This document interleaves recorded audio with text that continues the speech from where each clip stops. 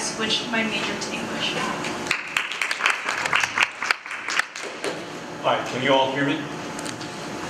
So I think I'm just going to tell a couple of stories. The first one maybe a little bit about myself. As you just heard, I'm professor of classics.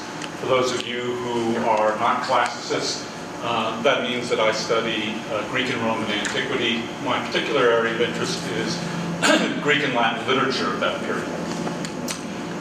But it also encompasses history, the arts, and so forth. How did I get into that?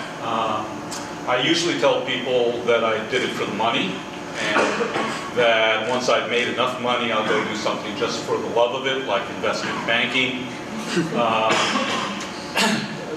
Then sometimes I tell the actual story. When I went to college, I probably had no good idea of what I was going to do for a living, which means that I was pretty sure I was going to become a lawyer. I started off as a history major, or intending to major in history, but that lasted less than half of the first semester of my freshman year. I then decided that I was interested in literature and I'd probably become an English major, and that's what I signed up for. And about halfway through the first semester of my sophomore year, I decided that actually the English department at the college I was attending wasn't particularly interested in literature. It's a little school outside of Boston called Harvard. And I was taking a course on Renaissance Italian literature. And one of the instructors in the course was a particularly interesting guy to me anyway, and we talked a lot and talked about my interests and so forth. And at some point he asked me if I'd ever taken any Latin. And I said, yes, I'd done several years in high school. And he said, well, why don't you try out the classics department? And I did, and I became a classics major, and my family was starting to get a little bit concerned about what I was going to be doing with the rest of my life. And in fact, I did end up going to graduate school and becoming a professor. I was pretty interested a couple of years ago when I came across a case study of someone else who had switched his major to classics and the reaction of his family. He wrote to his parents. This was back in the days when you wrote actual letters and you put stamps on an envelope and sent them in the mail. And he got a letter back, this was in 1957, from his dad. My dear son, I am appalled, even horrified, that you have adopted classics as a major. As a matter of fact, I almost puked on the way home today. I'll read you a few more of the highlights or lowlights, depending upon how you see it. I am a practical man, and for the life of me, I cannot possibly understand why you should wish to speak Greek. With whom will you communicate in Greek? I have read in recent years the deliberations of Plato and Aristotle, and was interested to learn that the old bastards had minds which worked very, very similarly to the way our minds work today. These subjects might give you a community of interest with an isolated few impractical dreamers and a select group of college professors. God forbid. I suppose everybody has to be a snob of some sort, and I suppose you will feel that you are distinguishing yourself from the herd by becoming a classical snob. I can see you drifting into a bar, belting down a few, turning around to the guy on the stool next to you, a contemporary billboard baron from Podunk, Iowa, and saying, well, what do you think of old Leonidas? It isn't really important what I think. It's important what you wish to do with your life. I just wish I could feel that the influence of these oddball professors in the ivory towers were developing you into the kind of a man we can both be proud of. I am quite sure that we will both be pleased and delighted when I introduce you to some friend of mine and say, this is my son, he speaks Greek. Well, the young man who received this letter was Ted Turner, who in 1957 changed his major to classics at Brown, went on to found CNN and make a couple of $1 billion. We don't know what his dad wrote to him then. It's really common to show up at college not knowing what it is that you intend to do, not knowing where your true interests lie, and I think that's a good thing. I think that's something that everyone should embrace.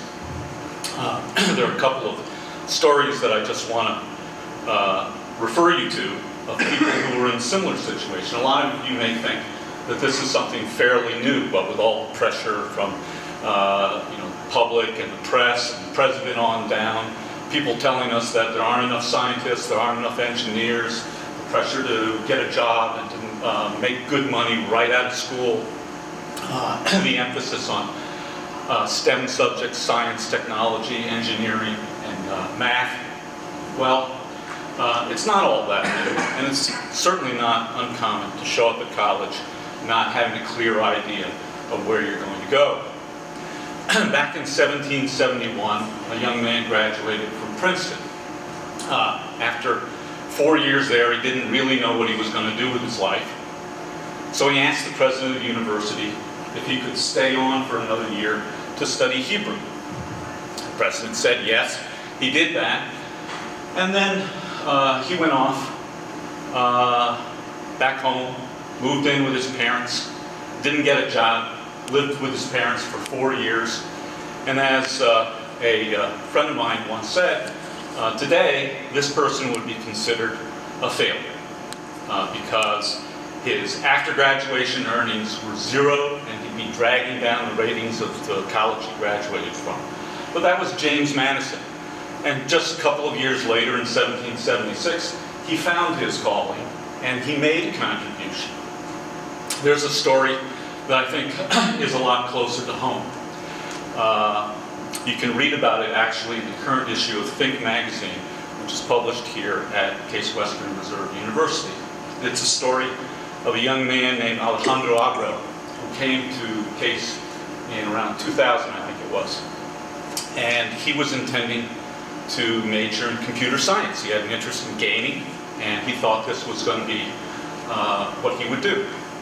But he ended up taking a class in English that opened his mind, expanded his horizons, showed him a little bit about what he could do and where he could go by reading literature. And then in September of 2001, September 11th, tragedy struck in this country. And as he watched the towers come down, and if you can think back that far, all day, repeatedly, all you saw were these images of those towers coming down, imagining the horror that the people within them was experiencing. Inspired by this, he went off and enlisted in the army, and he served in Afghanistan. In 2007, he came back to Case Western, and he said he now had the courage to major in English. Well, I think that after you've dealt with Iraqi insurgents, roadside bombs, terrible living conditions in the desert, yeah, maybe an English major doesn't seem so scary. But it says something about the orientation we have these days, that people feel a need to justify learning to do what they love, and taking that as the basis for becoming a complete person. A lot of people think, and it's a very popular perception in the press, that there's a direct relationship between what you study in school and the job that you get, and that there are certain paths that are guaranteed to get you gainful employment and give you a good life, like majoring in engineering or computer science. And that there are other paths, other subjects, that are going to doom you to life as a barista or a cab driver, like studying English. And it's just not so. Recent studies showed that of students who graduated between 2010 and 2014 with degrees in engineering, about 28% are either unemployed or are employed in some profession that does not utilize their technical skills. For students during the same period, the number is about 38%. Now, these numbers are slightly better than they are for English majors, or for classics majors for that matter. But over the course of a lifetime, studies show that this basically evens out. Today, I think that anybody who wanted to write a letter, or actually it would be an email, or actually probably a text to their parents, to explain what it is that they are doing. If they're switching from a field that seems to be most closely geared to a career to something that doesn't have that obvious connection to a job, I think that actually explaining that is fairly easy if you can get past the noise in the media and maybe also from some of your advisors. You're young. I'm talking now directly to the students in the audience. You shouldn't know what you're going to do at the age of 18, 20, or 22, or 24. Unlike my father's generation or even my generation, you're likely to have not just many jobs, many different jobs. You're likely to have many different careers over the course of a lifetime. The thing you want to do while you're in college and beyond is to learn how to learn and keep on learning. And the best way to do that is to pursue a subject that really interests you, that really engages you. That's going to equip you to sell yourself to an employer. Majoring in a subject that doesn't really excite you, that is a grind, that you have to work at, that you actually think of as work rather than as an act of love, is not going to get you that resume, and it's not going to be the thing that completes you as a person.